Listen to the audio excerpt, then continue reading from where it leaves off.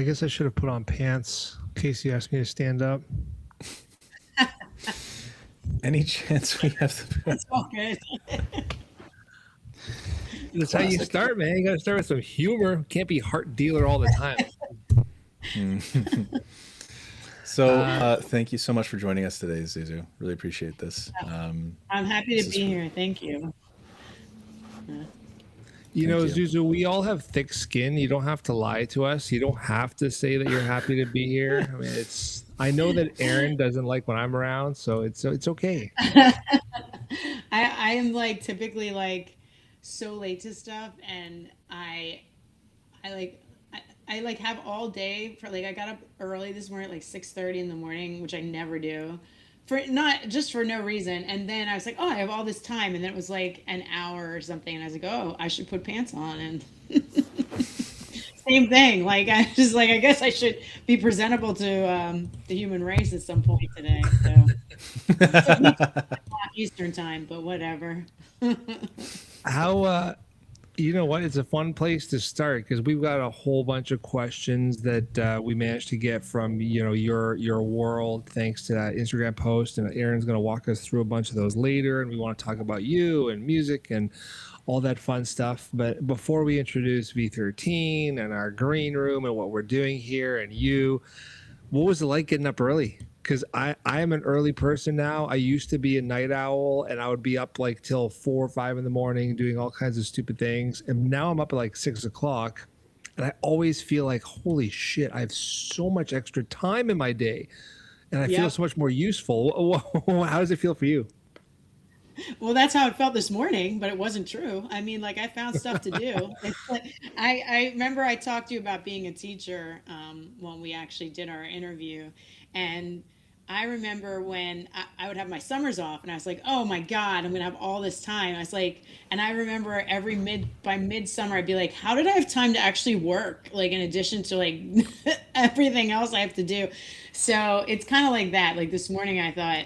I usually get up around 8, between 8 and 9 sometime when we're not playing. When we're playing, it's much later. But I usually get up between 8 and 9. There were periods of my life I got up at like 6 a.m. when I'd come back from traveling, and I just would naturally get up at that time. And I was in a really good routine then. But now it's 8 or 9 works for me, and I still get what I need to get done. But I'm still in bed pretty early. Like I still go to bed about, like I'm falling asleep between 10 and 11. So I'll get a good So rest. I want Lance, like, do me a favor after this next question and just, kick us off, introduce us and what we're doing here and all that fun stuff. ZouZou and I met through a podcast for Heart Dealer, and that's where we connected initially and have been in touch since. Absolutely loved your vibe and your transparency. You just said something that piqued my interest as like a music fan and also just a grinder. So bands have this thing where they go on tour, whether it's like locally or somewhere else, and they're playing these, times that are sometimes 9, 10, 11, 12 at night. Yeah. How do you switch? You were a teacher beforehand, right? So like, how do you switch from being up late and performing late to like morning mode? Because it's not easy. It's not. This year was a lot easier because we didn't do much touring this year on purpose. We knew we didn't want to tour a lot this year. So we just did like I think like late March through early May, and then I've been off ever since. We did like one show since then, and then we pick up touring season again at the end of August, sort of really in October. We just do a few dates between the end of August and October, and then October's tour. So but on other years, like last year, we toured a ton, and that's what kind of like threw me because once I'd say the first or second gig is done, you're kind of in a routine and you're like, I'm on the road now, like you're okay. But we did a lot of like 4 day tours and then 6 day tours and then 2 week tours. It was like throwing me out of whack a bit because you can't really get into a flow that way. Keep in mind, like we have to go early for sound check, so we're going to the club around 4 o'clock in the afternoon or 5, and then we're there till like 2 in the morning usually, maybe even later, and then we're not going to bed. You have to decompress for a couple hours. So really, it's just sleep and being on the road and getting clean here and there when you can. Like, but once I get home, it's like the same as like when I was a kid, I used to travel a lot. My father was from Egypt, my mom was from Belgium. So there's a big time difference there. So coming home, it used to take me like a week to get back to sort of sleeping at a right time. So I kind of already was trained mentally and emotionally for that before I ever picked up a microphone. Um, but I think for me, what works is when I'm home, I'm home. And I want to get right into that. Like, I'll take a day or two to just be like, I don't care. I just feel satiated that I finished a tour. It's a different kind of good feeling. Like, you accomplished it, the work's been done. And then you get home, you're like, I have 2 days to just, I'm going to sleep when I want, how I want. But for me, I immediately feel like if I let that go too long, it'll affect my mental health and my everything. Like I just won't want to see people and so I get right into like a routine. I'll set my alarm to get up when I get up, and no matter what it takes, I stay through the day. It's the same thing from, overcoming jet lag. You just have to get right back into it. Some people are like, I unpack immediately. I'm like, yeah, no, my bag does stay. Like, especially if it's the last tour, it's probably out there for 2 months. I'm not gonna lie to you. I just like pick stuff out of it here and there, But like, the mental and the physical body part, I have to get like right back in. Either one. And I'll sleep on tour. I'll sleep. I don't, because I'll get sick if I don't get enough rest. So touring is sleeping and playing shows and talking to people. Makes sense. So it sounds like there's like a distinct cutover. It's not like you can take the 6 a.m. with you on tour and be like, all right, I'm getting up at 6 and I'm going to be productive, because then you're going to burn out and get sick and you won't be able to perform. So you have to just constantly adapt your schedule. Yeah, I tend to fall asleep typically between 2 a.m. and 5 a.m. on the road. And then it depends how early we get out of the club. Um, and so then usually I'll sleep. Sometimes I'll get up if there's breakfast at the hotel. Sometimes I sleep through if I'm really tired. I just listen to my body. And I'm usually up by about 10 or 11, and then I'll go right back to sleep when I'm tired. And then it's time to get ready. So, it's really not, I don't, like my bandmates will be like, you want to go to this record store? You want to go to this place, or let's go grab lunch here? I'm like, I'm good. I'm gonna stay in the room and decompress. And like I like my alone time when I'm on the road, because you're around people all the time, like all the Yeah. time, all different kind of people too, like from close friends and bandmates to like people you barely know. So I need that energy. I need that rest, and I need that alone time as much as I can find it. I'm We are still here. So Oh, still this is here. our I'm still alive. still here, still live. I apologize. Well, I don't the know why beauty that of what you happened. said there, Zuzu, is that like it kind of ties in exactly to a perfect segue for Lance to tee everything up, because you touched on mindset, you touched on flexibility, you touched on like the grind, and that's why a lot of artists and creatives don't understand, entrepreneurs, etc., that it's not just this thing where you can wake up, do 8 hours, and then go to bed and carry on with your life. If you're in it, you're in it, and there's going to be a lot of sacrifices and hustles. And in order to get through those things, you need mindset, you need skills, you need community, and that's what we're all about here. Lance, take it away. Thank you. Well, so it's Wednesday. I normally would say it's 2 o'clock, but it's now 2:16. But this is our live AMA every week, right here for the village. Uh, the village is everybody across V13, whatever brought you in here. Quick round of intros so you know who's talking. Christopher Gonda is our CEO and publisher at V13 Media Group. He's been at this since the beginning, 2005, back when it was Pure Grain Audio. Erin Browne, publicist at V13. She's the one who actually pitches work to the people you want covering it. And I'm Lance Marwood, co-founder with Chris of V13 Promo, Music, Press. I have not been here since 2005. I've been writing for the V13 back when it was still Pure Grain Audio, last 10 years. Um, yeah, between us, that's the publishing side, the publicity side, and the build it yourself side. Um, Today's guest is ZouZou Mansour, frontwoman and lyricist of Soraya out of Philadelphia on Stephen Van Zant's Wicked Cool Records.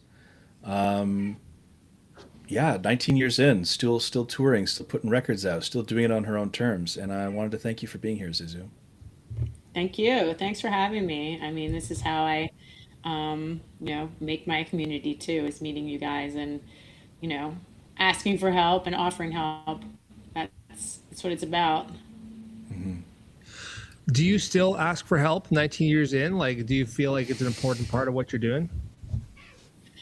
There's periods I go where I want to do it myself. I'm very independent. I've been like that way since I was born, like since I can remember, trying to do it myself. But you realize you can't, like you really can't. There was a show we did in May at a club in Florida. We never played Florida in our lives. That was and it was only because the cruise that we did kept us in that area. And I was like, let's just tour up the coast, right? So we played this club and they're like, we're really wondering why you didn't play this other club. And I was like, oh, I don't know. Booker got us here and they're like, yeah, well, Manfred would have told you that that's the place to play. And I'm like, all I had to do is pick up the stupid phone or text or shoot an email and be like, hey, where's it? And I didn't, like, I just was in a habit of not doing that. I'm like, just book us some places in Florida. And my agent actually said, do you know any places? And I was like, no, just see where the, you know what I mean? Like, cause she never booked us there before. So I think that those moments make me realize like how important, not just for your own personal, like, career and knowing where to go, who to talk to. Like that's how I built everything. How I met anybody was through other people. And I think it's really easy to, like, when you know what you're doing kind of and you have it in your back pocket, like this is what I do, this is how I do it, blah blah blah. Like you have this ritual. There's like a comfort in that makes you not reach out to others. Like it doesn't even occur to you to reach out to others. But the problem with that is you start losing those. I realize that especially this May, June time, you start losing those connections, or even if you don't lose them, I shouldn't say you lose them, they become a little awkward, right? Because you're not connecting unless, you're like, hey, can you help me out with this? And then you feel awkward because you haven't talked to that person in a long time because you've been doing it yourself. You know what I mean? Like, Right. and the sense of community is staying connected to it. It's like somebody explained this to me a long time ago. It's like having a lamp and knowing it provides light, but you can switch it on and off. If it's not plugged in, you don't get the power. So it was told That's to me a pretty long good. time ago, yeah, that you don't get the power you need unless you're connected. And that was about like connecting to a group of people at the time that I wasn't connecting with that I needed to. Um, but that's in anything, people always need help, I think, even if they don't realize it. And once I'm in a habit of not asking for help, it becomes very easy for me to not. I don't need anybody. And there's like this weird sense of like, I shouldn't say integrity because there's dignity in that. This sense of I got this on my own. I'm gonna do this on my. It's almost defiant. It's almost like you sell it to yourself as you're being tough and you're being resilient, and you're showing people they can do it. And there's times where that is needed. You know what I mean? It's not like black and white here. It's like there are times when you do have to do things yourself. Like you have to do the work, but it's a lot easier to do the work when you have people who've done it or are starting to do it. Their insight, people that haven't been doing it as long as me have sometimes a really nice innocent insight into things and ways of doing things that I would not even think about doing. So that was a long answer to I try to ask for help. I'm terrible at it, and I am being aware of needing to do it more. That was my real That's answer. there's like such an important lesson in there too, not just being able to ask and doing things on your own, but like knowing the balance of the two. Because I'm a big believer that you have to learn by doing as well. But if you're struggling too much, or if you're coming up against the wall, that's the universe saying like, yo, pivot or ask for help. So even just learning how to reach out is a skill in and of itself. And then there's the whole, actually asking factor. So V13 Media Group, Life Media Group, because V13, as you now know, ZouZou, is like the French word for la vie. We're all about the intersection between art creation and the business and practical application for it. And we do so with love and logic. We're just trying to help other artists and creatives navigate this crazy world that for some reason we love, you know, the music and entertainment space. Everything we want to do is just to give back and to do right. And we got lucky with you. Maybe not luck, maybe it's that active fan base that you have. We got a whole pile of questions that came in ahead of this AMA for you, for us. And we'll go through those today in detail. I think Erin's going to help kind of call those out and we'll read through them. But Lance, like, do we have a topic today in general, or do we just want to kind of fly? Because if we do, I'm going to put the pressure on ZouZou to give us one. No, we don't have one specifically. We've kind of gone with much more like the questions. We think that like themes, I think that we talked about themes being something that we'll eventually do. We haven't really gotten there yet, but I think that might change in a moment here. Well, so why don't we talk about hats versus no hats? Because clearly there's a hat thing happening on this call. Yeah. Can I tell you why I'm wearing a hat, actually? Please. Yes. I've had bangs for many years, and I'm growing out my bangs. It's like, no, I'm growing out my bangs. This is going to be a physical change to go along with the change in my life that's been happening this past year. And they're just at a really terrible, like I was trying to get, I can't, so they're back there. That's the reason for my hat. Like I can't figure out what to do with them. So that's my hat. But plus it's a really cool hat. I like your hat good. too. That's What's a great on your hat. hat? That's fantastic. You know what? This is hilarious. This is like the insert. I totally forgot that it's even in there. It's the one that's supposed to go there. Nice. You gotta I own had your- like a own your Burger shit. King hat on. Oh It my looked God. like it, didn't it? I was gonna make a joke about, you know, bangs and covering things, but instead I made my own joke. You can't actually like you couldn't have, if you had scripted that, it would have been hard to pull off. No. Oh my That God. was so great because I literally, it reminded me of one of our first tours. We all got that Burger King like crown hats. We stopped at Burger King. We all wore them. And I was like, is he wearing a Burger King crown hat? Like, what's going on? That was great. I'm gonna do that as a joke on a future pod for sure. I'm gonna wear one. You know, the King of Hearts underneath the hat. ZouZou, you mentioned something there. You said, you know, you've been having a crazy year. For people watching that haven't watched the podcast episode that you and I already did 6 months ago, 3 months ago. You touched on some of that, and I just wanted to ask, like, how are things going? You know, are you hanging in there? Are you getting through the shit? How is the life chaos? Personal life is going great. I feel like this is the most I've enjoyed my personal life in a long time. I've been going to concerts. I've been seeing friends.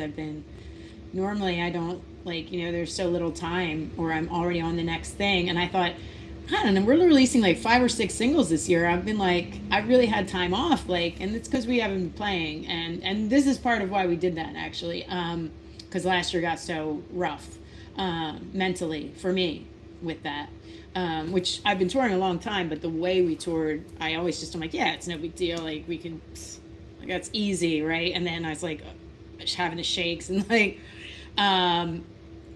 so, and work-wise, everything's great. I think there's been a lot of changes this year. I mentioned it in the article I did with V13 for Queens and Pharaohs that like we're going through a transformation. That's for sure what's happening, but I think sometimes when you go through some like, I don't want to say losses, but changes that involve losses that aren't like hard losses, like somebody died or somebody left or what, there's a lot of changes. And I think instead of being afraid of them like I normally would be, I think with everything that happened last year, it helped me center myself and go like, what's really important is my mental health, is my well-being, physical health, is my relationship health, like that I'm connected to my friends and the people that really know me, and I can talk to them, and I do talk to them, and so thus like the band is great. I mean,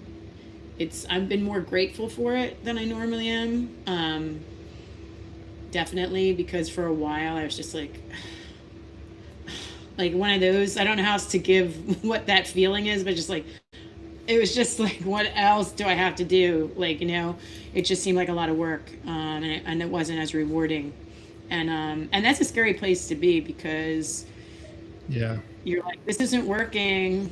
What am I going to do? And then I'm like, I know there's nothing else I can do. So I just go like, break.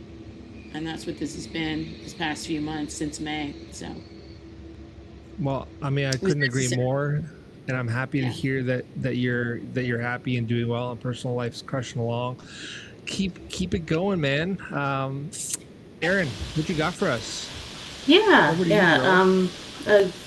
Yeah, so we've been fortunate to get a number of questions that people have asked ahead of this live stream. And interestingly, you did mention earlier about like the importance of network and community and, having people around you. Yeah. So I think that ties in well with one of the questions that someone sent in. So Robin Shakedown asks, the idea of a physical scene kind of petered out with the internet and then seems to have died completely with COVID. Is there any benefit these days to being physically located near centers of live music like New York, Nashville, LA, Seattle, like in the 90s? Laurel Canyon in the 1960s or 70s, is there even such a thing as a scene now, or is it all just online marketing? So it'd be interesting to get your thoughts about that. It's funny because I started in the time of MySpace. So that was something. So actually, MySpace was a great asset for the scene. And I felt like it helped you foster relationships with people that were never going to make it to a live show at that point in our career. We weren't playing anything but the tri-state area. I'm from Philadelphia, so we played Philly like every week. Like we just played as much as we could because we were trying to get better and we just loved to play. We were excited. It was like we all loved each other. It was great. And I say that kind of sarcastically, which I shouldn't because it's more deep now. But it was just you didn't go through any of the hard knocks yet. And so it was a lot of fun, like to cultivate an online community and talk to them every day. Like I like talking to people online. I still love talking to people. I went through this period where I was like, I'd post something and I wouldn't say anything, and then like recently, I was like, I'm going to answer people when they say something, and you know, and it's fun because sometimes they just make you get a laugh in your day or whatever. But I think there's always a scene. I think it's difficult because for me, I don't play like that anymore. I play Philly twice a year, maybe. I think this year we played it once, and now we're playing like a secondary market. I will not hit an area twice. Like it's you're not going to fill that club, but you do cultivate a community. And what I think is good if you're in those central areas is you're around more artists. Like I found, like I'm in Philly, right? But I still have these artists that I came up with that are still doing it, whether they're in like different bands or 15 different bands or working full time but still doing it on weekend. Like we still like they helped me out recently, a couple of guys that I came up with, and I was like, hey man, like I haven't talked to you in a bit, but we stay in touch through stories or we stay in touch like just a little meme or like, um I think that there is a scene that starts developing because people come to your shows, they bring their friends, and over years that develop, some of the people come over and over and over to the same shows, and they go to dinner first or they go hang out first. Some people come from a different city if you're not playing. They'll like, but that takes Right. time to cultivate. It takes time. And I think you're not going to see it like, you know what I mean? And I think I definitely, it took time to cultivate and it was not intentional. Those people became friends by talking to each other and hanging out at a show, or they Yeah. brought people and some of those people left, but the people they brought keep coming. Like I see that a lot. Like, and those people bring new people. Because they're going to a show that night. I think the importance also of cultivating a scene is having a ticketed event. If I'm going to be honest, having a ticketed event because it forces the band to push more, even if you're like, I gotta get people out. That's a necessary evil. Like, and plus you want that because it's going to grow your audience. So you need a ticketed event so people, if say I bought a ticket to something, I'm gonna at least bring one person with me. But if I didn't bring a ticket to it, I'm probably not going to tell anybody about it because I'm not sure I'm committed, and I'll be like, "Hey, you want to go to the show tonight? I'm going to a show tonight." But I'm having more luck if it's a ticketed event. Some of the places we play are doors only, and I'm always like, that makes it very difficult to promote your show ahead of time, and that means it's difficult for us unless you have a built-in crowd. And if they're built in, they're not necessarily going to be a fan base or not. So I think you can tell Robin like as many ticketed events in different areas as you can, so you can push that one event in this city, this one event, even if you're just hitting the tri-state area every 3 months, in between, write songs, in between, cultivate an online presence with people that's authentic and natural. Those are the people that are going to stay. Like, we get our numbers up and then I delete all the extras. At one point, I think I deleted 4,000 like false accounts. I'm like, oh my God, we just lost 4,000 followers. But then I was like, but they weren't real. Like, isn't the relevance of what you're doing is you're trying to really cultivate a real following, like people who are committed to you. And then there's like the people that are they'll come every once in a while, but those main Uber fans are the ones who will always bring people, will always talk about your band to other people. Those people you just have to stay in touch with, and in a natural way, not in a like there's certain names I see pop up, I'm going to answer no matter what. Like, you know what I mean? It might take me a few days, but I'm going to answer them. And there's other people that I'm like, I'll get to that. And then there's people I just go, I don't even know who that is. And there's like 15 emails. I don't, lucky me. I mean, it took like 19 years to cultivate, but there's only so many hours in a day. But then there's periods of time where you can still cultivate. But I think a shorter answer is just like you need the online presence to build fans too, and especially in areas you can't afford to tour to yet. So I think, ZouZou, if I could jump in, I think you kind of hit the nail on the head there, and that's what I wanted to say was that there's got to be a balance, and it's also like subjective by artists. So we work with a really awesome musician, Lil Billman, Scott Lil Billman. He's down in California, and his perspective right now is that California is dead. It's not working for him. And so he wants to shift into a different market. And he's actively asking himself where that is. But I think the two need to live in unison, this physical, this in-person, and the digital world. And you got to figure out how to like organically and authentically mesh them together. And to Robin's question, like physical still exists. You go out and you meet someone, you're going to get so much more attention and build that better bond, like you said, to get them to be like a fan that you're talking to regularly. That doesn't happen as easily online. Not to say that it can. Yeah, I run a podcast. I've been doing it for a year. I'm doing coaching. Almost everything that I do right now is online and one-to-one. At some point, I'm going to have to transition to, because of my time and the interest in the services I have, to more like group stuff. And I'm already seeing that happen because I don't know why, but I've been reaching out to people that I know within the medical field and saying like, hey, do you have this type of stuff at your hospital? Are there groups in your area that I can donate my time to and be front-facing? And it's funny is even if I just do something like take flyers to the local Walmart and stand in front of the flyer in the Walmart handing things out, I typically get a better traction or response than if I'm, speaking at people online. However, having run V13 for 20 years, when I'm replying to publicists saying like, yeah, I would love to check out this music. By the way, follow me. I'm getting responses there as well, right? So both digital and physical work, but in both cases, you're either like using physical to generate new followers organically from the ground up, or you're leveraging 18, 19-year relationships online to say like, hey, support me.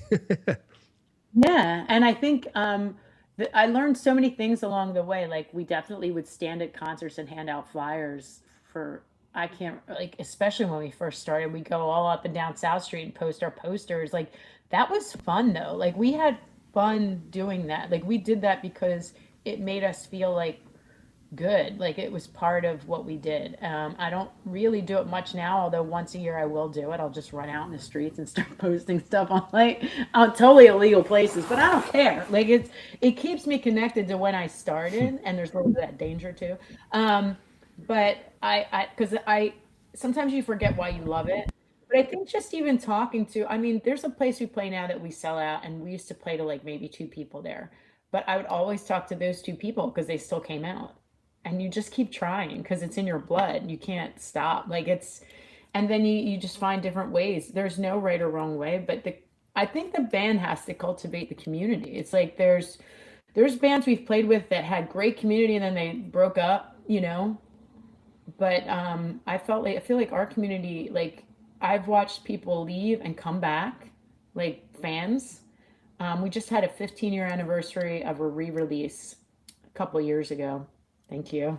And we saw fans that we hadn't seen. We started playing in Delaware. We had really good success in Wilmington, or not Wilmington, Newark, Delaware, at this one club. And I saw people from then, and I was like, oh my God. And they never came to any of our shows in the last 5 or 6 years, but they came for that re-release. Like they were all there. And I was like, whoa, I did not expect that. And to hear how their lives changed. Like, and we started talking to people after shows, like whether it be, standing at the merch table or just getting off stage and starting to talk to people. It's how relationships develop. Like, and you hear things like, I think I talked about this with you on the podcast. I was saying sometimes people will be like, hey, that song saved my life, or those lyrics or your version of that cover. And you're like, you have no idea. Like that keeps me going when like times get hard and you're just like, why am I doing this? Well, you're doing it because you're affecting other people and they're affecting you by what they're saying to you. They're letting you know to keep going and you're letting them know to keep going. It's interactive. So your audience is vital to your music in every way. Hell yeah. And you know what's funny is I'll make that even more meta, because ZouZou, you're right, we did talk about that and I think you're bang on. But I would encourage artists and creators and just the average, individual out there that you have to be your number one fan first, right? If you won't show up for your own self and your own show, then how do you expect other people to? So we do here, we get into the head and the heart a little bit, and then Lance tells me I'm being sappy and then he takes over. But you have to love yourself and be your own supporter first and foremost. Yeah, absolutely. Absolutely. I do want to say there's times when I like going out and putting those posters up. I believed in us. Like even if I didn't believe in me, that's why I'm always in a band. Like I believe in us. Like, and when I don't feel it, I have to show up for them. Like it's just, I have a really strong, and I think it makes you have to be accountable. Because when you start being like, well, I'm not doing, I'm not getting, and then those people leave inevitably. And you don't want to be around that anyway. And you want to be accountable to your bandmates. You want to be accountable to your audience on the most, no one's perfect, but on the most part, for the most part. It was quiet. Erin, what you got for us? Keep this flow going. That was a great question to start with. Yeah, really yeah. We mentioned earlier that we didn't really come into it with a theme, but I think a theme might emerge with some of these questions, because a lot of them do seem to be around the creative process and inspiration. So Pulling Teeth Records asked, what's your favorite part of the songwriting process? Initial ideas, creating the demo, or the final recording? Yes.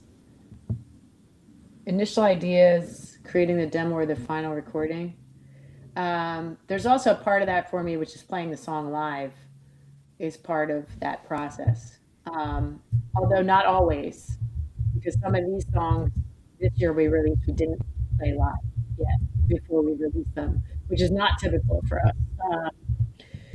So I'd say there's like definitely good parts in all of it. I used to hate recording. I was like, what kind of musician am I? I hate recording. And then I was like, that was because I was always uncomfortable. Now I'm comfortable. And now I know when to say like, no, I want to do that again. And even if the producer's like, no, I'm like, no, I need to do that again. I don't care if you use it or not. I'm doing it again. Like I never asked for what I wanted. And this process has made me ask for what I want because of disappointments and when I knew I was right kind of thing. So I think the ideas come easily to me. It's the crafting it into the song in a concise but impactful way that can be the tough part of the songwriting, the ideas into songwriting. The demo part, we don't, demo for us is really live, or in the rehearsal room. That's not my favorite part. I think my favorite part definitely is when I get the idea. I hate to say this, but when I'm alone in my room and I get a line come to me, or I get a melody come to me, that's glorious because I already know where it's going. I'm not stopping there. It's going to be a song and it's going to end up in a recording studio. Like if that doesn't happen, then none of the rest happens. So I think for me, the next favorite, so the idea and the spark and the sitting with the idea is my favorite part. I get a little stressed with the sitting with the other people part and collaborating with the writing, but not so much. But I do get some stress because I'm not an instant answer on the creative. I think about things for days, which is why I need a collaborator. I would get no songs out. And then my other favorite part I'll add is about 6 months after the single's out, I'm like, that was a good song. That was pretty well done. That ended up being a good idea. Or like at the end being like, God, I thought that was a great idea. It wasn't so great. Like I become a fan of the song and the music when I'm far enough, when it's in my rearview mirror long enough.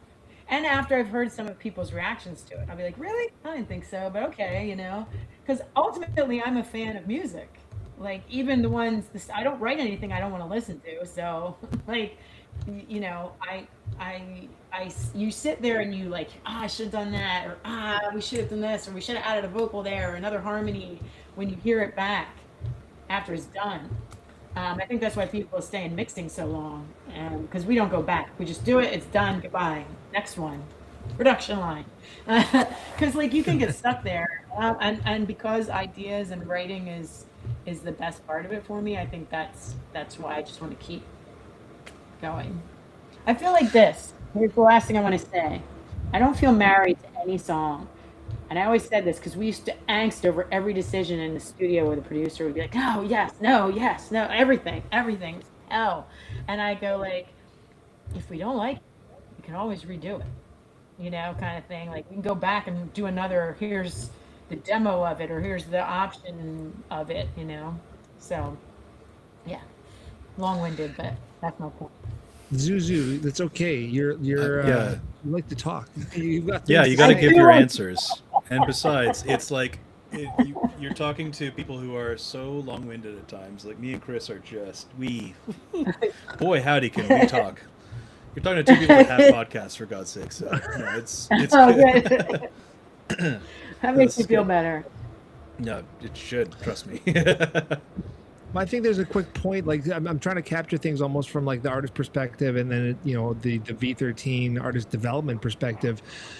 Artists are so like that. I mean, creatives, they love to capture things, and then just when especially if you're in a big creative flow, then you're just like, okay, cool, next thing, next idea. Oh, I love this song. I love this song. I'm just popping podcasts out like every day now. That doesn't invalidate those, but you have to still figure out how you're going to properly market and handle those babies. And I think therein lies, as you said earlier, ZouZou, like the collaboration, the needing help, because not everyone is great at every part of the process, and some people are better at other ones. Lance, Erin, and I, we really focus on the ideation and like, okay, cool, this is wicked album. What can we tie it to? What is the message? Where's the marketing application to it? But so many artists are like, cool, it's done, get it online. And then they say, okay, how do I promote it? And we're like, dude, you can't promote it. It's already out. You know what I mean? Like you have to do it beforehand. So again, the balance of those two things is beautiful. And I don't want to add more to that because we have so many questions to get through. But like Lance, Erin, do you want to comment at all? Well, on that point, I actually wanted to say, to qualify one thing that you said, which is you can't promote it anymore. You absolutely can't promote it, but you can't publicize it anymore. So just for anyone who's watching either now or later, like you absolutely, like, I want you to understand that, like, for publicity, all of the lead up to the release is all the stuff that you can seed in terms of publishing, when it comes to media outlets and stuff like that. For anything that comes after the song's release, That's all you. You gotta do that. And the crazy thing is that artists will do this thing where they're like, new song out now, and they'll do like a few stories and maybe like a couple follow-up posts, and that's it. And I'm like, abso-fucking-lutely not. That's not gonna fly. You gotta keep that. You gotta. Your channel is now that song for the next however long it needs to be. If you believe in that song, then you're goddamn right you'll do it for the next 3 months if it means that you actually care about it. You'll do it for the next year. Because guess what? You think I want to just give I love what you're saying, and I'm coming back to you, and I'm going to purposefully tee up that thing that you have. There's an artist that was doing that, and then I think a year later, after like pitching it over and over for a year, somehow that song caught on. So I want you to share that example. But like most people in the music side, on the creation side, they don't understand the editorial perspective. So I've been running V13 Media Group, V13.net, formerly Pure Grain Audio, for 21 years now. And I'm not saying that like I'm the best and everyone does it this way, but I've been hit up by hundreds, if not thousands, of publicists at this point in time. There's so much content coming out now that when someone says, hey, here's this new single, it's dropping in 2 months, that's cool. There's probably about 2 million more songs that are dropping in that timeline. If someone hits me up and says, hey, check out my album, it came out 3 months ago, it's not that I don't want to check it out, it's that I have those 2 million upcoming songs that I'm trying to get ahead of already. So unless you have this ridiculously huge team, or you have specific like editorial like features where maybe you're like retro review, or like the 10 bands you missed 6 months ago, then maybe you'll get in there. But you gotta get into these publications beforehand so that you have enough runway for them to even get interested and pick it up and then want to cover it, because they're just getting bombarded. It's a fire hose. When I say I get 400 pitches a day, that's not an exaggeration. And I'm guaranteeing that the Rolling Stones and Pitchforks and Enemies of the world are probably getting 4,000. Yeah, honestly. This is it. Yeah, like, but Lance, what that artist had, like, that was such a good example that you shared 6 months ago or whenever it was. I mean, there's so many good examples. I would say that there was the case of Pacific, and I'm just trying to find the actual example, but there's many others. So, for example, Lil Nas X is another one. He kept on promoting Old Town Road for more than a year after its 2018 debut. Like, he was releasing remixes, he performed it at award shows, he ran TikTok challenges well into 2020, right? But this is the thing, is like, if you believe in a thing enough, you're going to keep that shit going. And the point I was going to make earlier was like, you think Jimmy Page wants to keep playing Stairway? Because, like, dude, like, if you love a song enough, sorry, pal, but you're going to be playing it. So, like, get into it. Get used to it. Because that's a proven track. That's actually, and in terms of, like, marketing terms, like, that's what you would consider top of funnel. And the new track is always going to be middle funnel. That's going to appease your current fans if it's actually, in the same wheelhouse as what they want. But you're also, I don't want you to like make stuff just for others. That's not the advice I'm trying to give you. But I would say, like, just stick with promoting the thing well past whatever you do. I'm so tired of when people say like, oh, I did like 12 posts about it though. And I'm like, so that was your first week of posting? And they're like, first week? That was like my first month and a half. And I'm like, no, that shouldn't have been that. I'm telling you that right now, you gotta run this shit. You know what I'm saying? Like, I don't want to hear about how many times did you rehearse your song? Like, ZouZou, how often do you rehearse at this point? Well, there were periods we rehearsed 2 or 3 times a week, and then there's times now we rehearse like a few times before a tour, because we just know stuff so well at this point. It's kind of, we know each other really well. We're not like, you know what I mean? We know, I do. We've been working together a long time. But if that's what you're asking, but I'm not the typical most artists rehearse a lot more than I do. A lot more. But also, like, how many? So let me put it a different way, because let me arrive at what I'm actually, because so how many The point you're hundreds making. of hours? How many hundreds of hours have you put into rehearsing those songs? Oh, thousands of hours. Are you kidding? Like before it ever gets on a recording, it's been rehearsed a million times because we're still figuring it out. Like, first of all, the drummer does, and I have to go and listen to the recording of the rehearsal again. And then I go back and I go, yo, you did this. Can you do this? And there could be arguing. There can be arguing. But like ultimately, everybody has to feel a part of that song. But everybody, like, I always say this is how we approach it. Not to get off topic, and I will keep this short, but I always say, okay, we co-wrote it. Can you honor, if we have an idea, can you honor that in the first rehearsal or the first few run-throughs? We're going to run through a new single that we co-wrote at the first rehearsal alone at least 15 times. You know what I mean?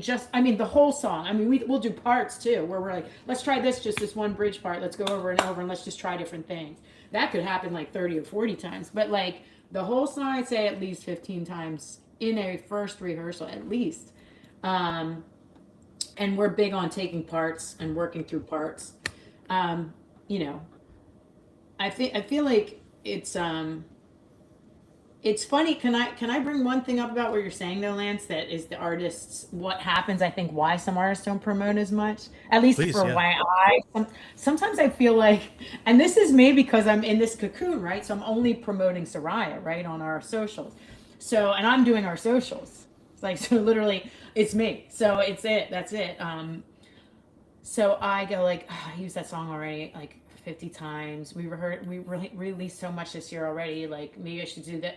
And it's like, I think that it's like, I get in this like kind of self-absorbed habit of like, oh, it's too much. And it's like, no, you're saying the opposite. You're like, it's absolutely not too much. Like, how is anyone going to remember it? And you think back to the old radio days, I would hear a song like, and be like, I don't like that song. 2 weeks in, if they've played it like 8 times a day, I love that song. I was like, oh, I fucking love that song. I don't know if I'm supposed to curse. Sorry about that. Slipped out. But like, yeah, but it's, if you don't hear it enough, you're not going to like it. And that's the thing is, I think if an artist is doing their own thing, it's so important. Like, I never heard that, what you just said. I never heard that. I've never heard that. Yeah. And I've used it in a while. Because I'm always like, yeah, I should do another song. Like, I shouldn't do that song anymore. I'm guilty of putting on songs that we haven't even released yet. Like, you know what I mean? Little pieces, like teasers, well before they come out. Not in a like strategic way. Like, yeah, but I think that there's.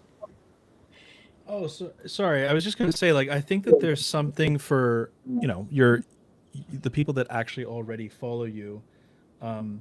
That's not a discovery thing. That's more of like a getting your own actual established fan base pumped about something. Yeah. And like so many artists are in like the under 5,000 followers range. That's where the advice becomes like absolutely crucial, where it's like, I want to see you. Like when the point of the question I was asking earlier is like, how many hundreds of hours have you put in?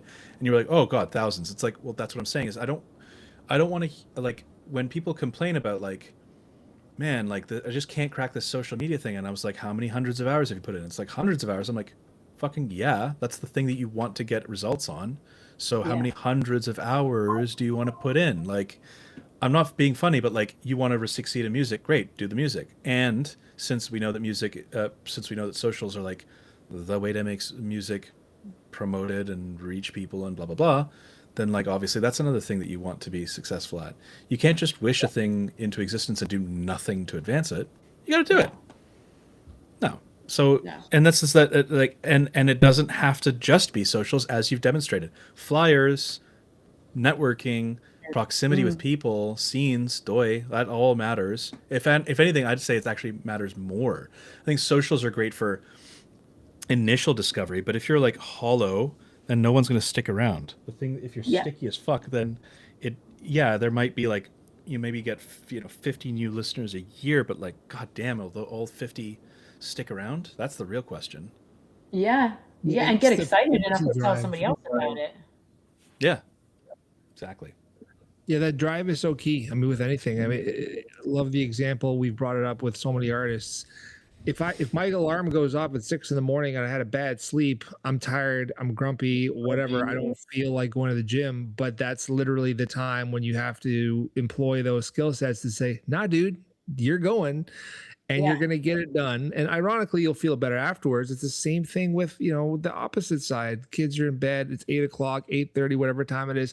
Do I want to go back down to my desk for 2 hours and like follow up on more emails, or, that I didn't schedule that premiere for the morning, or you know what, I got a pod running. I should get some shorts clipped. Push, push, push. Agreed. And I think to kind of follow up on something Lance was saying about like the flyering and the postering, there's always something you can do at a level. Like there was a point where I was like, people were like, "Hey, can I hand out flyers?" I'm like, "We should start looking for street teams in certain cities." And you can use promotion online for that. 'Cause some people we had a guy last year we didn't even know. Was like, I'll make flyers and post them all over New Haven. And I was like, okay. You know what I mean? Like, that's exactly what I want. I was like, I said I can print them out and mail them to you. He was like, no, just send me the flyer. I can print them out. And I was like, and that kid, he put them everywhere. So but your brain goes, oh no, that won't work. Oh, I shouldn't even ask for that. Like, but it's like, then when you start getting a fan base, ask them to help you, like help spread the word. Hey, if you bring a friend to a show, you get this. Like it might, but it's something that that person actually wants because you've spoken to them. Like, you know what I mean? Can I use a really quick example of our email lists that I did this morning? Of course, so I sent out a thing and said a July flash sale, 48 hours, trying to get rid of our old merch so we can bring only new merch and pay for our new merch and pay for some incidentals on the road. That's how we do it with the merch stuff in the summer. I got 2 sales. And I was like, I did a pre-order for the t-shirt. Like, what's going on? Like, so I like looked up like how can I, and they're like, tell your story. And I told this story. So I went back in, I did a new email. This is 2 days later or 1 day later because the sale's over tonight, by the way. So I told this story. I said, when you buy from this sale, what you're actually giving to us is the incidentals, the waters on stage, sometimes the meals, but you're helping pay for us to stay on the road. And I said, here's an example. One of our first tours, we toured in a 1990 Lincoln Continental, and it had it was like a giant car. We all fit in it. It was great. It had the spoke wheels, like the spoke hubcaps. It got a flat every 100 miles. And we used to tour all the way to like Texas or Phoenix and come all the way back. So we had to stop at a Walmart. I'm not even kidding. It was a Walmart because that's all we could afford to change to because they're big tires, to plug the tire, to plug the tire, to plug the tire, to replace the tire, to plug the tire. We were on the side of the road constantly. And if we didn't have that help, we would have been stuck. I said, so this is what you're helping us pay for. And the sales since this morning were flooding in. What's the difference? I told a story of what your money actually goes to instead of being like, hey, flash sale. And because normally I'd go like, give more percentage. You're not giving enough percentage. Give them more percentage. No, they want to help you. But they need to know what they're actually contributing to and what they're, thank God I did that. But that really worked. I mean, I was like, and I didn't know they wanted to hear that story. I would have told that story to them in the last email, but I was like, oh, they probably just want to get to the quick, simple, cut to the chase. What does this email give me? I don't have time to read it. And they wanted the story, and that worked. So it's like, I think when you're giving, it is really an exchange. You're giving them something, and they're giving you something, and they want to be part of your success. Like, I really believe that. So when you're promoting a song and you're hearing it again, one of the things I always do is I say, hey, you know how you can help us? Share it in a playlist. If you don't want to share it in a playlist, you can just like put it on your story. You know what I mean? But you're helping us grow, and you're helping us stay alive, like stay doing what we love and making more music.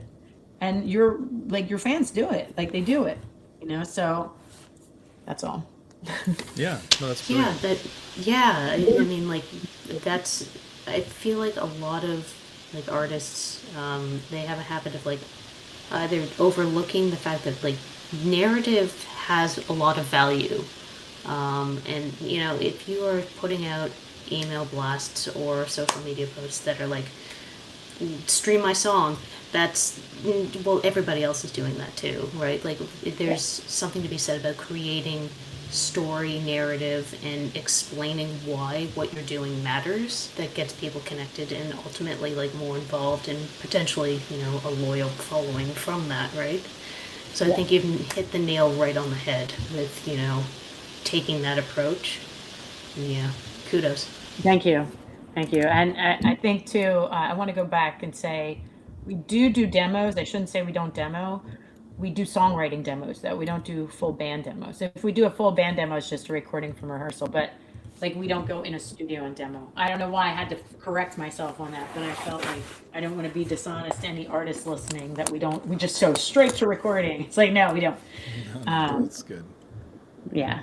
The story is key though. I love that answer, and really that's the marketing side of things, right? That's working with someone else. It doesn't have to be a team. I mean, you can do it within your own band if you want, if you have the people that have that ability. But like, figure out who your audience is and just talk to them authentically and organically. When I first started doing the Heart Dealer stuff, I like fell victim to that same trap until I realized, well, why do people care? And I said, well, it's your story. It's who you are. It's what you've done. It's the fact that you've endured so much. And when you talk about how your daughter died and, divorce and death and emergency surgery and the heart condition and overcoming everything, that's what makes people care. And then all of a sudden you have more of an attachment to the music. It's like when I talked to you, ZouZou, I'm pretty sure I said off camera, like, I do this because I love connecting with people, but now your music means so much more to me because I've got this amazing association with the artist. Yeah. Yeah. And honestly, what you said too is thank you, first of all. But also when you said about, you had told me that I hope this is okay to bring up, that your daughter had passed. And as soon as you said that, what happens to me is I go, look, you wouldn't know that about this person speaking to you because they're, all you see is this picture of this moment, right? It's a picture of this moment and you make it the whole person. So it's like, you go like, oh, this person's been through something. Like, you know what I mean? Like, that's heavy. Like that means, and they're sitting here and still here. That alone says so much about someone. So you're going like, the more you tell them like, yeah, hey, we had to stop every 100 because we did, they go like, I didn't know that. I thought you just write songs and you put them out on the radio and you just you're lucky and you know what I mean? Like, you don't know the person's story, but we don't think about that when we're talking to people. Like, there's a whole story we don't know, like, about this person and what they've been through and what they've survived and what they fought for and what they believe in. Yeah. So I think the more you let people see that, the less, the division happens, the black and white thinking or the closed-mindedness kind of stuff. Hell yeah. Yeah. I'm just conscious of the fact that we just crossed noon PST, 3 Eastern. Do we want to maybe like kind of do rapid fire responses to these questions and that way we can get through all of them? Because there are about half a dozen left. Yeah. What do you think, Erin? You want to fire them off? Yeah, that's a good idea. Rapid fire. Short responses, ZouZou. Can you do it? I can do it. Keep it to a minute or under. Watch this. I'm gonna get a stopwatch. I actually have one. But I'm afraid if I put it on, then it'll actually ruin my mic. So maybe you should do it. No, it's okay. We should do it. Let's do it. Let's see what happens. If you're like 10 seconds, I'm like, bang. Here, I'll do it on my end. It's gonna be easier because then you don't have to mess around with it. Okay. All right, Erin, you ready? I'm ready, Erin. They all follow a theme, so that's helpful. Cool. But the first one is from Spooky Doings, and they ask, how do you overcome overthinking during the creative process? The answer is I do not overcome overthinking. I definitely overthink the entire time. It's only when I sit in a room collaborating with whoever I'm writing with that the overthinking stops. Because I have to end, like, I'll be like, I want to use this word. And I remember there was a line in Queens and Pharaohs where I said, I forget what the word it was a 3-syllable word. It's a dark and holy ghost. And my co-writer on that one was Travis. And Travis is like, just say myth. And I'm like, that's not really what I'm trying to say though. He goes, everybody will get it. I'm like, okay. You know what I mean? So it's like, but I thought about that for the entire day before that. I was like, how can I make this word work? He's like, you can't. Just say myth. And I was like, God. All right. End of answer. Nice. Ooh, 48 seconds. Nice. That's Yes. good. And that's with a story. Nice. So now we know we just need a timer, and ZouZou's like Yeah. so succinct. Nice. Were you a I feel like teacher you're in a not former ready. life? Yes. All right, Erin, next one. Well, interesting that you brought up Travis, because JJ Hildy asks, what are the levels of you and Travis's songwriting strategy? There's zero strategy. Just go for it. He sends me a musical idea. He sends me about 30 to 40 musical ideas. I go, that's really cool. And immediately a line comes to me or it doesn't, or and I just go like, moving on to the next one. It's no shortage of ideas. So I start writing to that. Once I have a good verse and topic, sometimes I do a verse, pre-chorus, chorus, verse, chorus, and then we meet up and we finish the song together. So it's just, and sometimes it's finished fast in one session and we go on to another song.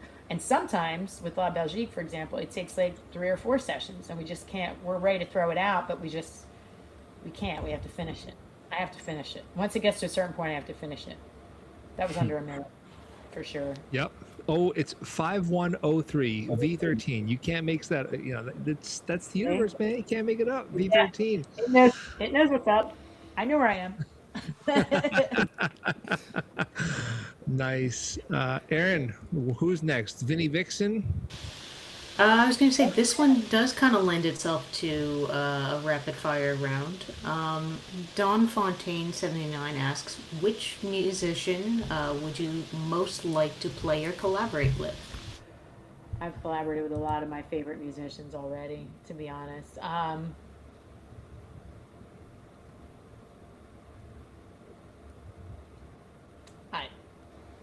I don't have any, because you get a writing room. I know ideally who I'd like to write a song like, but I don't think I have.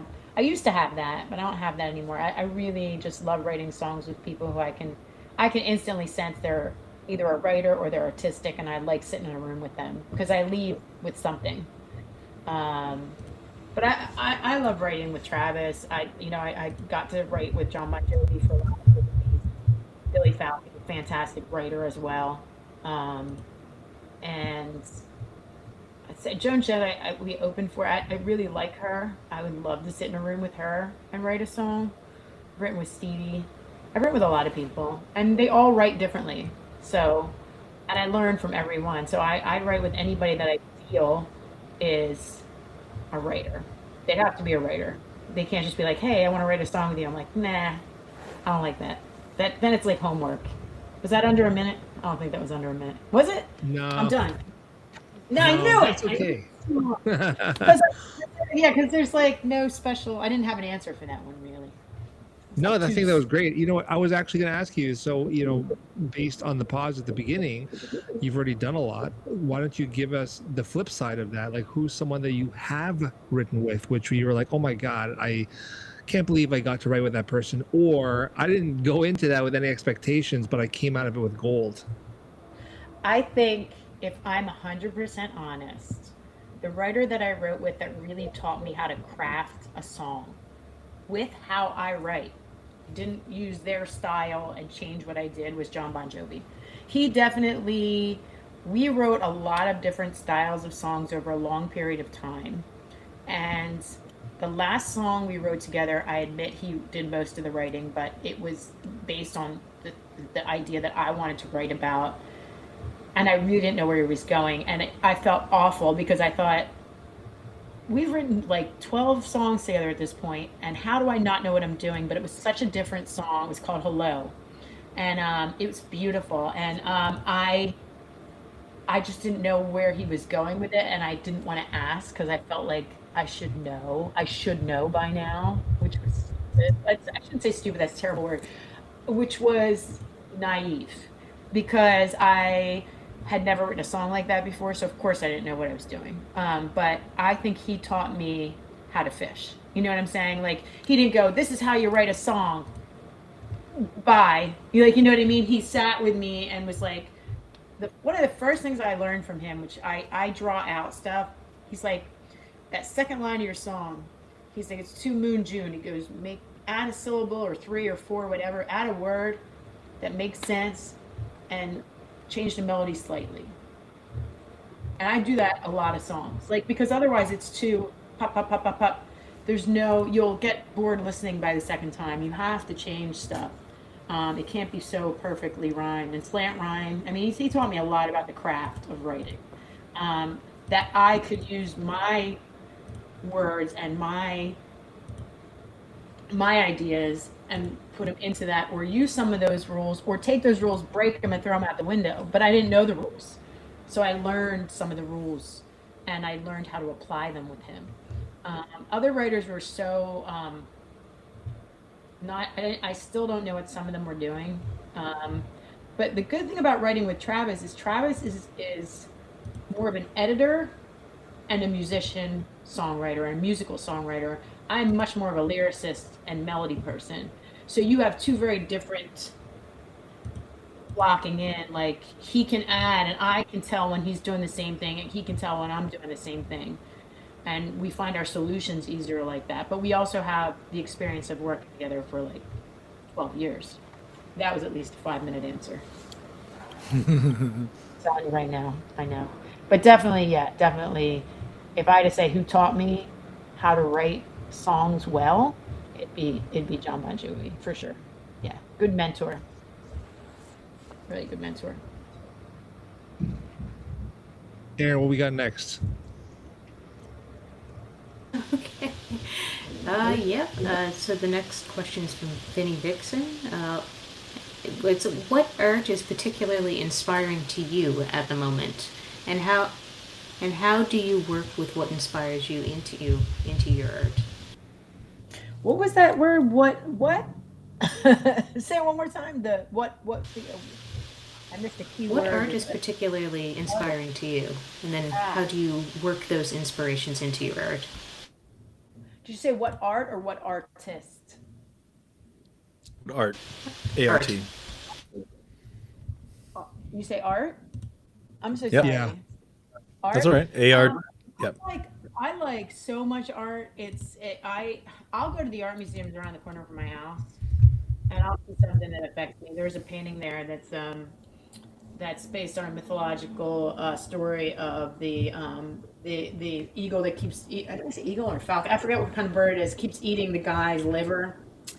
Like, it's a Greek mythology story, and it is grotesque, but it's amazing. And I will stare at that piece for an hour like that. I'm just like, I look at like the little details and how somebody painted it. I think back to when the paintbrush touched the canvas, because you can see like sometimes it's thicker, sometimes it's thinner. So art in general inspires me. Visual art is a big inspiration. Poetry is huge for me. Huge. Has been huge for me for a number of years now. I love poetry. Every morning I break open this book right here. And sometimes I put it you'll see it it's the pocket Rumi. I am a big fan of Rumi. Like, I had a much bigger book that's destroyed of his. But somehow there's even more poetry in this. Poetry teaches me a different way of looking at life. So between that and like looking at the details of an artistic painting, and I'm talking about any painting, it just has to grab me, and I'll just stay with it for a long period of time because I have to think about it, not find an answer, just think about it, I don't know how else to explain that, but there's no particular artist. Rumi's been my favorite writer for many, many, many months now, if not years. So, and I usually don't go somewhere else. So there's another book I read that's another poetry book I just found on my stool the other day. Oh, here it is. It's called How to Love the World: Poems of Gratitude and Hope. That's another book I'm going to tell you should get.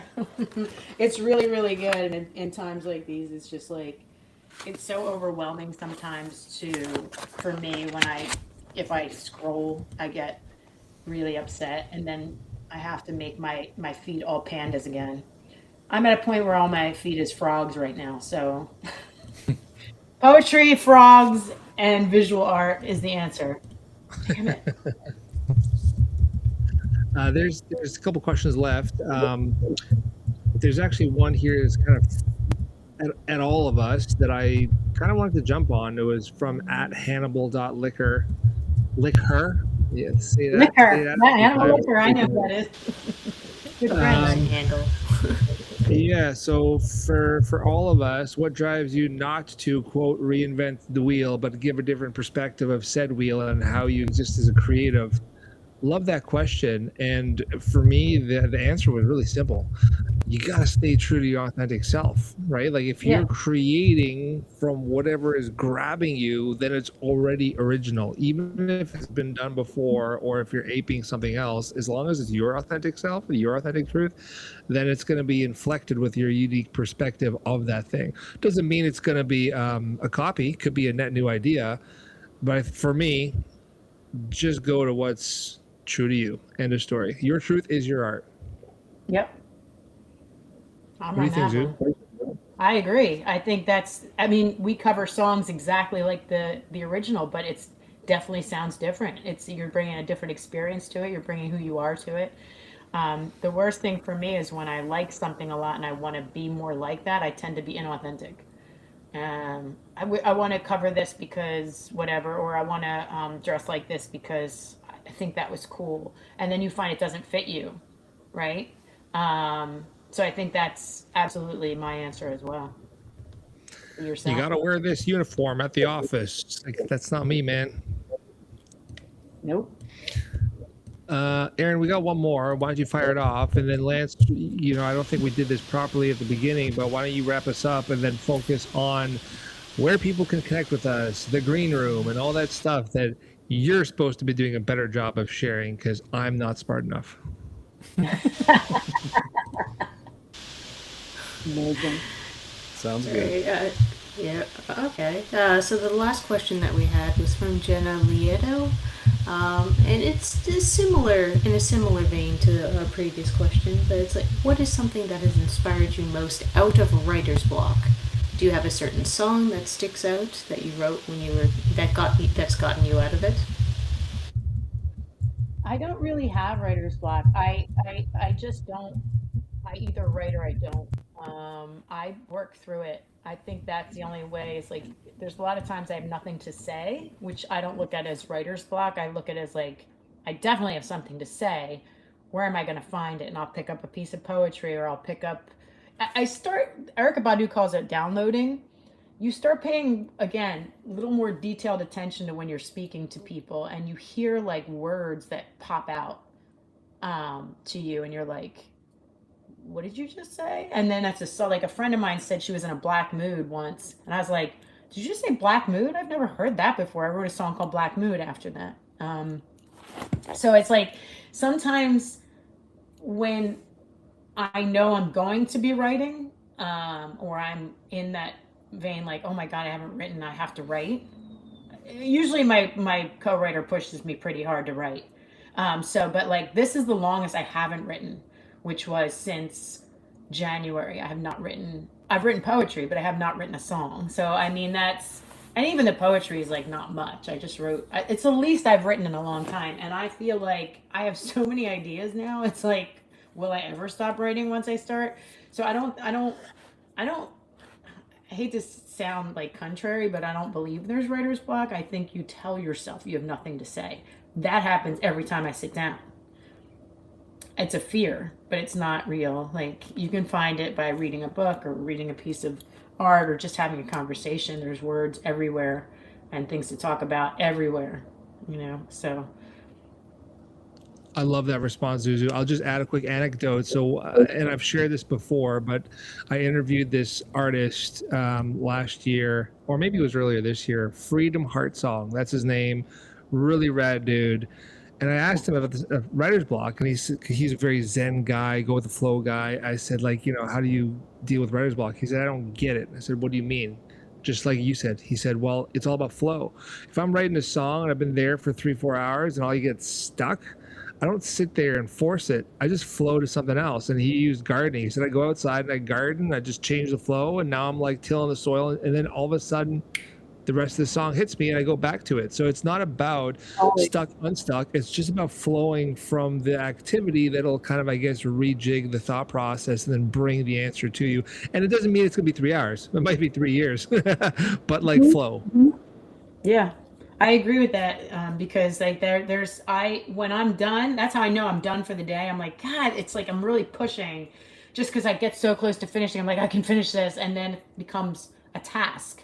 And I feel like the best writing is you let it come to you and through you, like through you, pen to paper. I'm a pen to paper person. I don't do that. I'm pen to paper because I feel like that engages your brain and it engages you more. And that's how I learned. And in addition to that, it's when you stop acting like it's you doing it, you're just the conduit.